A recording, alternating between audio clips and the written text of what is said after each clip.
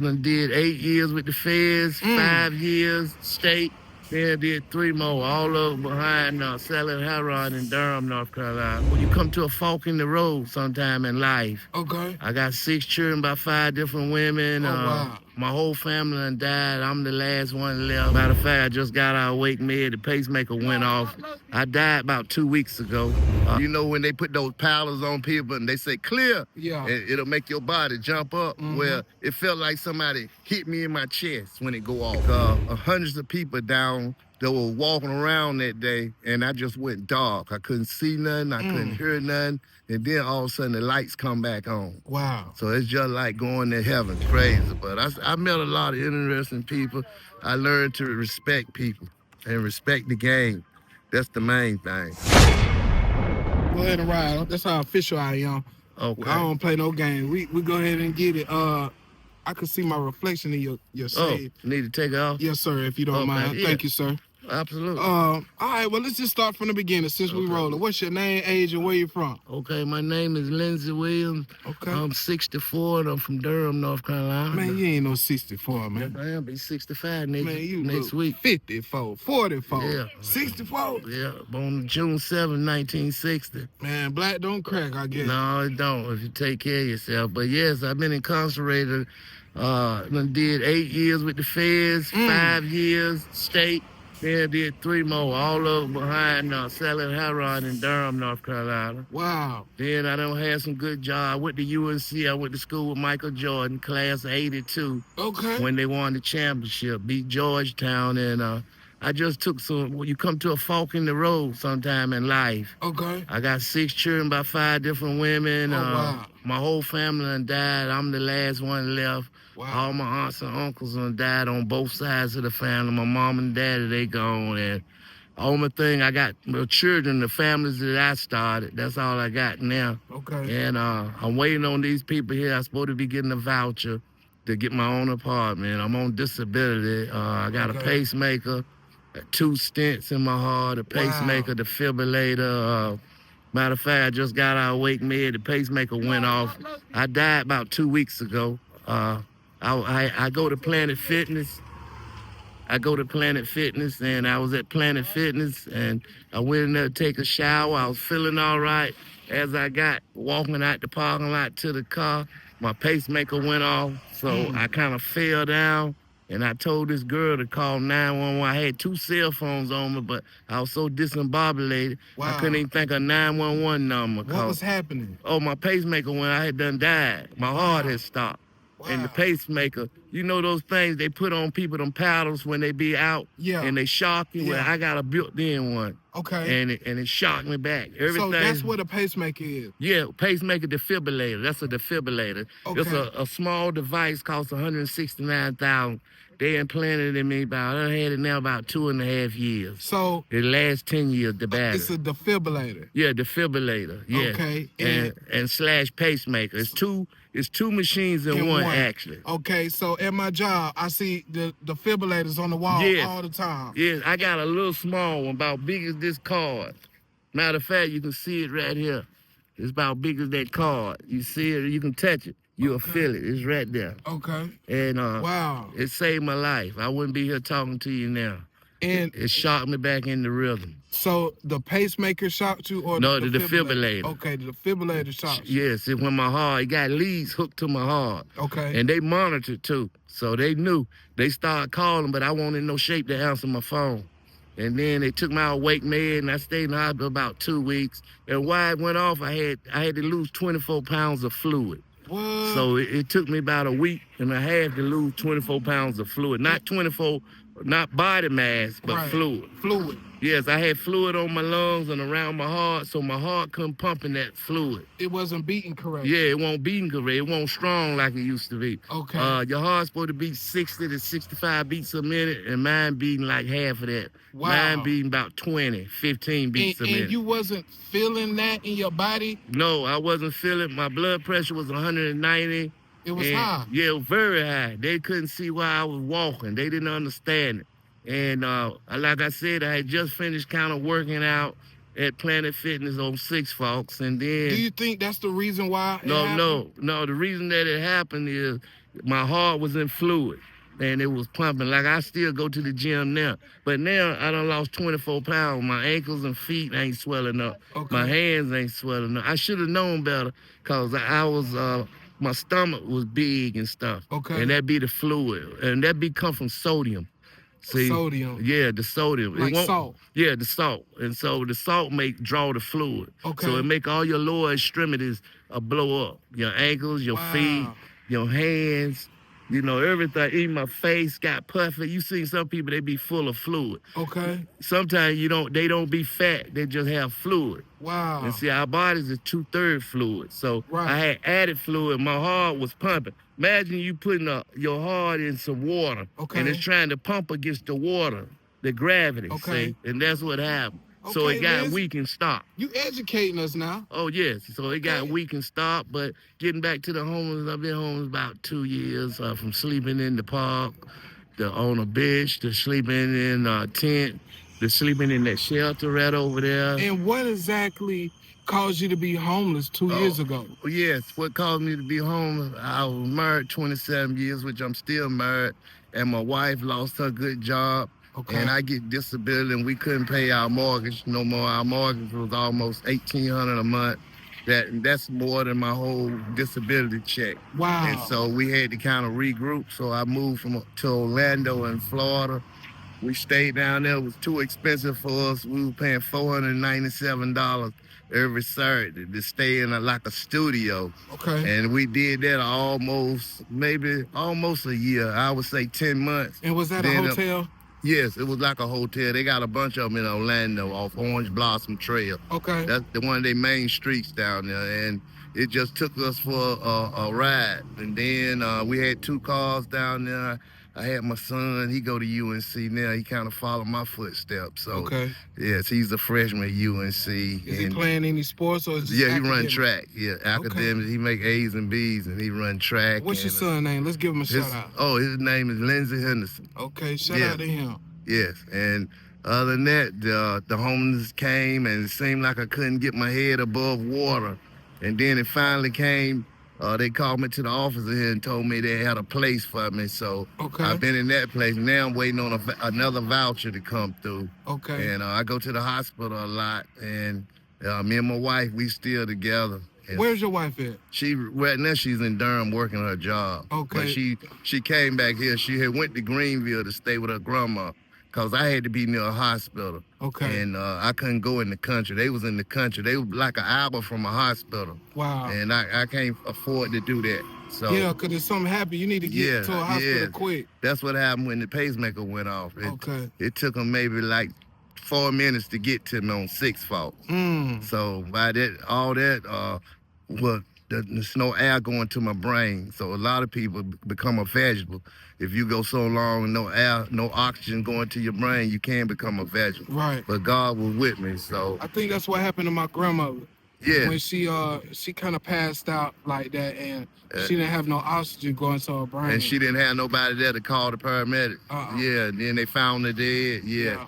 That's what would have happened to me. They found her unresponsive. Unresponsive. And she didn't have a pacemaker though, Yeah, if she would have had that would have saved her life. It shocks you back into rhythm. You know when they put those powders on people and they say clear, it'll make your body jump up. Well, it felt like somebody hit me in my chest when it go off. It's right up under right here by my heart. Okay. And when it goes off, you'll know it. Yeah, it feel like somebody hit you with a baseball bat. But what it does, it shocks you back into rhythm. Okay. And so what happened, that's the closest I ever been to death. My eyes closed. It was like hundreds of people down that were walking around that day, and I just went dark. I couldn't see nothing. I couldn't hear nothing. And then all of a sudden, the lights come back on. Wow. So it's just like going to heaven. Everything got real dark. And then just like you cut the light on the wall. Right. Everything lit back up. Are you scared? Yes, absolutely. I'm still scared. I do stuff now, so like I think about that all the time. Matter of fact, when I be sleeping sometime, my wife shake me to see if I'm still breathing.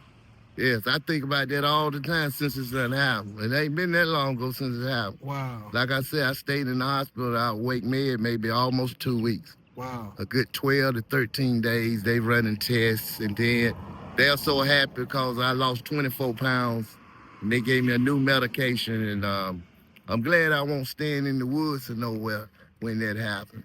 But Okay. I guess everything happened for a reason. So Right. I've been So where trying. have you been staying at lately?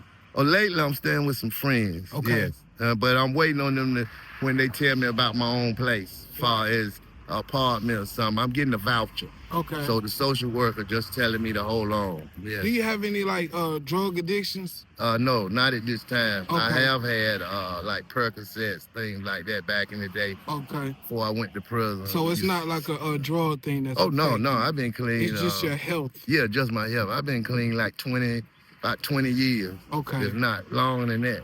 Wow. I ain't got to eat the whole hog to know I'm eating pig. That's right. Yes, you know I'm eating a pig. So I seen what it did to the people that came before me, and it destroys lives and your children's lives, the whole family. You was participating. Yes. Also. Yes, I was participating by selling the drugs.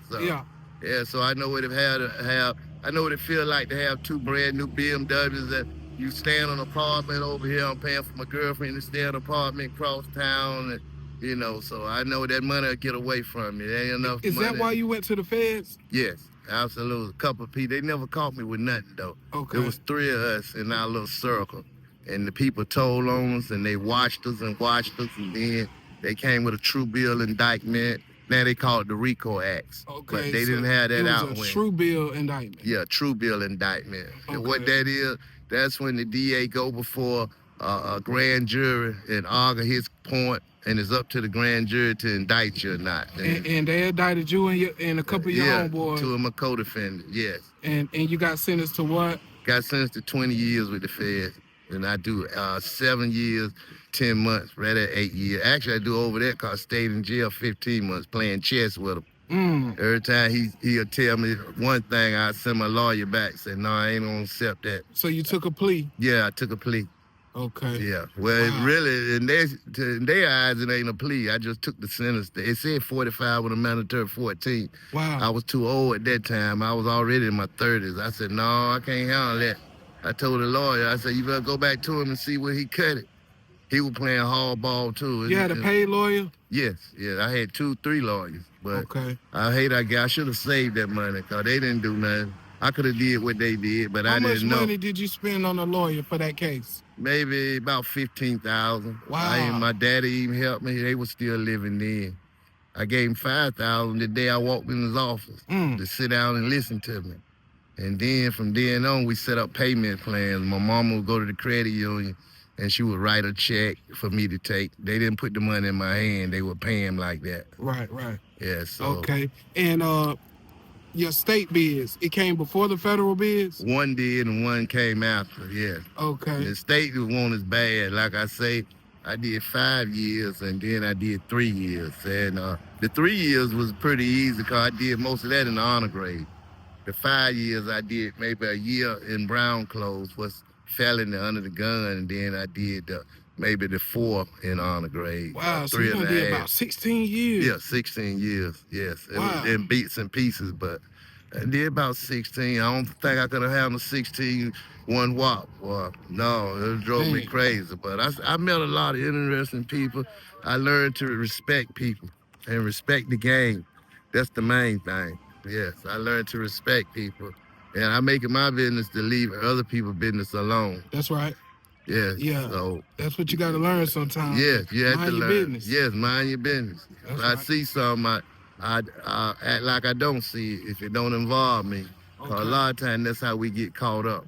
All right. Well, I got just maybe 2 more questions for you. Yeah. We're gonna wrap this up. Okay. All right. For the young guys that's running the streets, gang banging, hustling, doing their thing, can you offer them some motivation? Yes. Can you tell them something? Yeah. Stop while they're ahead because it's not worth it. On my last bid, the chaplain at the camp I was at, he took me around to talk to high school kids in Burlington, Durham, Raleigh, all around, even South Carolina. And he used to buy me a steak dinner, and I think it helped me get out a little earlier too, because one day I did it. I came through the gates, and they asked me, was I ready to go home? And they had mentioned that the programmer called me to his office and said, get your stuff. Say, Williams, you going home. I didn't believe it. So that's what happened, yes. So with the young guys, I would tell them, it's no future in that, and you tearing up lives. Imagine what you're doing to your mom and dad, and you're hurting them and your family, and there's no future. You don't want to be 18 and 19 and do 10 years or miss all your youth. They don't know what it feel like to get married, graduate from high school. At least I go to college. At least I done did all those things. Right. So I don't feel like, I had a big wedding, and there's certain things that you're supposed to do in life. I was there for some of my children being born and stuff. So That's as right. a man, there's certain things you got to do. And if you out here gangbanging, you might not even live to see it. That's right. And can you motivate us a little bit as far as your health? Right. You have a pacemaker and a defibrillator. Can you just give us a little motivation on why we should keep our health up? Yes, that's very important. That's a good question. As I reflect back, your health is so important that you can't do nothing without your health. You won't be able to work. That's right. You won't be able to get out the bed. It's people, this last time I went to Wake Med, they had me in intensive care. I was out of 60 patients, I was the only one that could do for themselves. I could get out the bed, I could walk to the bathroom. Everybody else was bedridden, getting bed sores, and it's actually sad. Yes, that was a good question you just asked. It's very important that you watch your high blood pressure. My sodium intake came from, I've been fighting high blood pressure for years. Okay. The stuff I eat, fat back, pork, and just unhealthy stuff. But now I try to incorporate salads. You see what I got in my hand, fruit, stuff like that, nature. So I'm getting off the pork. I used to like chitlins and fatback and all that stuff. I'm a legume. I eat plenty of pork and bacon. So now, I eat salads, and I just try to live life, enjoy life. I ride a bicycle every day. Okay. I try to walk at least a mile, which I did today. And I'm just trying to patch up. I never get a heart like I had, but at least it's getting stronger with the medicine they give me, and I know not to lay around. I felt sorry for myself when I first got sick. I was 59, and so that was like 5 years ago, or finna be 6 years ago, when I found out I was sick, and they called me Duke. I was at Duke then in Durham. They told me what I had. Didn't have a clue what congestive heart failure was. So once I started seeing the doctors and start investigating, I found out what I had. So like the doctor say, you can live with it. My grandma had a congestive heart failure, what my aunt told me, and she lived 25 years. Okay. She was born in 1900, and she died in 95. So she lived about 25 years with congestive heart failure. So it can be done. You just got to watch what you eat, and you can't, that's what I was gonna say. I used to stay in the bed all day. I used to get up just to pee, take my medicine. I felt sorry for myself, so I was like in denial, and I was depressed because I had got sick. My son told me one day, he went to school, and when he came home, he said, "Dad, you gonna lay in the bed all day? Don't nothing come to sleepers but a dream." And that hit me. So I got up and got a little part-time job at Walmart maybe 2 weeks later in Henderson. I was a door greeter, loss prevention, trying to catch people stealing, but I wasn't gonna wrestle and tussle with nobody because they got insurance on that stuff. But other than that, your health is very important. Yeah. Yes. Your health is your wealth. Yeah, your health is the new wealth. Must I say less? Your health is the new wealth. It's been a pleasure, and thank y'all. That's right. We appreciate you, Lindsey, man. This was very informative. This is very educational. And we need OGs like you to get on the camera. Yes, absolutely. Yeah, we appreciate it. Thank you for doing the interview. God bless you. God bless you as well. Thank you, sir.